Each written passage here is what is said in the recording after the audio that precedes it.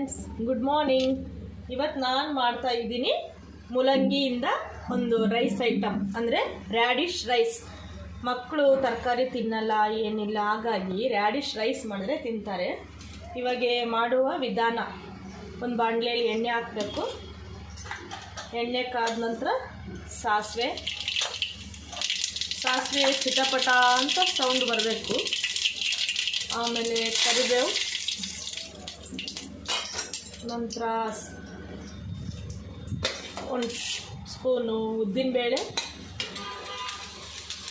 ಒಂದು ಸ್ಪೂನ್ ಕಡಲೆಬೇಳೆ, ಆಮೇಲೆ ಹಸಿಮೆಣಸಿನ್ಕಾಯಿ, ಸ್ವಲ್ಪ ಹಸಿಮೆಣಸಿನ್ಕಾಯಿ ಚೆನ್ನಾಗಿ ಫ್ರೈ ಆಗಬೇಕು. ನಂತರ ಈರುಳ್ಳಿ ಹಾಕಬೇಕು.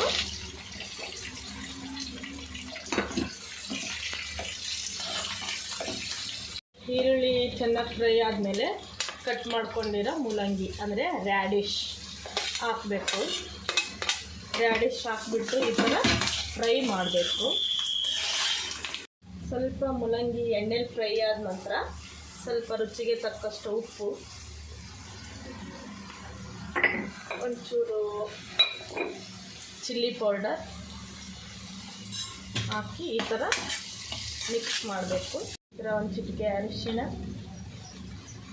ಕೊತ್ತಂಬರಿ ಸೊಪ್ಪು ಹಾಕ್ಬಿಟ್ಟು ಎಲ್ಲ ಮಿಕ್ಸ್ ಮಾಡಬೇಕು. ಈ ಮೂಲಂಗಿ ತುಂಬ ಡೀಪ್ ಫ್ರೈ ಆಗಬಾರ್ದು, ತಿನ್ನೋಕ್ಕೆ ಚೆನ್ನಾಗಿರಲ್ಲ ಅನ್ನೋದ ಜೊತೆ.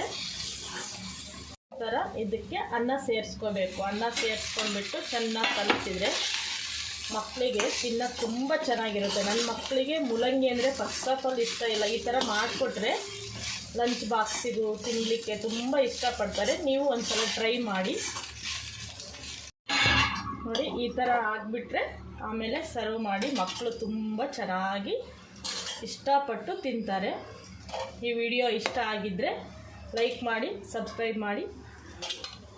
Thank you friends. ಈ ಥರ ಇದೆ, ನೋಡೋಕ್ಕೂ ತುಂಬ ಚೆನ್ನಾಗಿ ಕಾಣಿಸ್ತಾ ಇದೆ ಮತ್ತು ತಿನ್ನೋಕ್ಕೂ ತುಂಬ ಟೇಸ್ಟಿಯಾಗಿರುತ್ತೆ. ನೀವು ಒಂದು ಸಲ ಟ್ರೈ ಮಾಡಿ.